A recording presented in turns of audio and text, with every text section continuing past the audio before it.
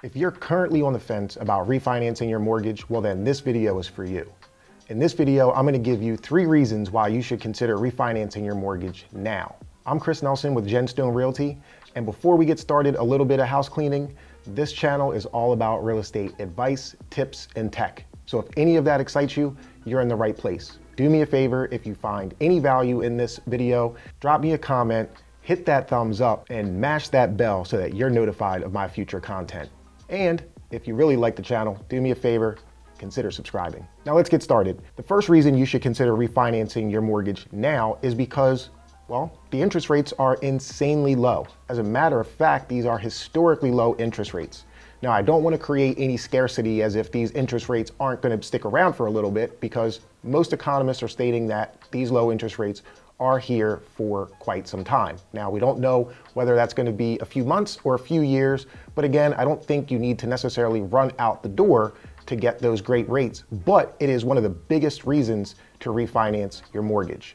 As a matter of fact, I have seen people save not a few dollars, but several hundreds of dollars in doing a refinance. An estimate that I just ran, looking at a mortgage for roughly $295,000 at an interest rate at 5.5%, compared to 3%, there's a savings of about $400 per month, or almost $5,000 per year. That's an insane amount of money that you're saving on your mortgage.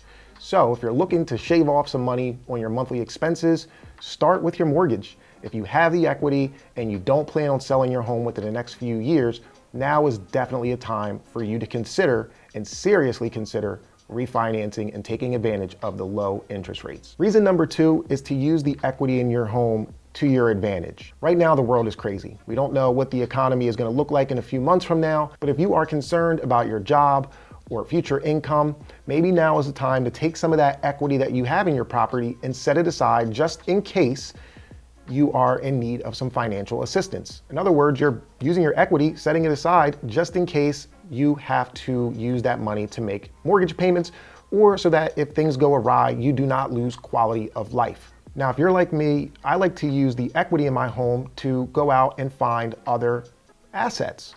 Most people refinance their home and use that money to do things like buy a new car or go shopping or take a trip. And I'm not knocking any of those things. However, those items do not provide a return. If anything, they are a liability and not an asset. So if you can borrow money against your property, again, we're seeing ridiculously low rates at 3% or less, and take that money and find another asset that is going to provide you a larger return, well, then it's almost a no-brainer.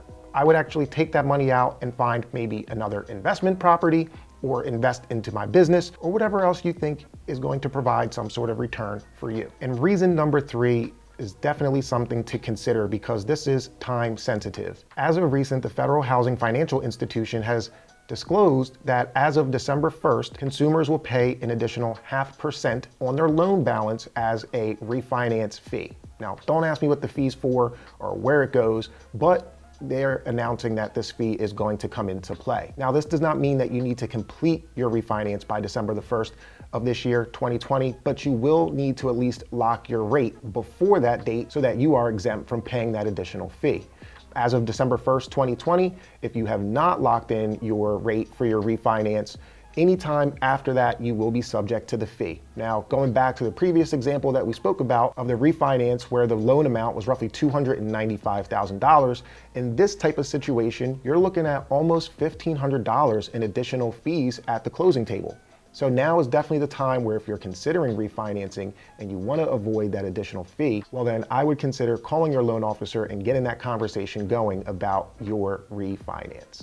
With that being said, I'm Chris Nelson with Gemstone Realty. Again, if you found any value to this video, drop me a comment. And if there's a reason that you think I overlooked, well, let me know that as well. With all of that being said, thanks again. Tune in next week for the very next Just a Tip Tuesday with Chris.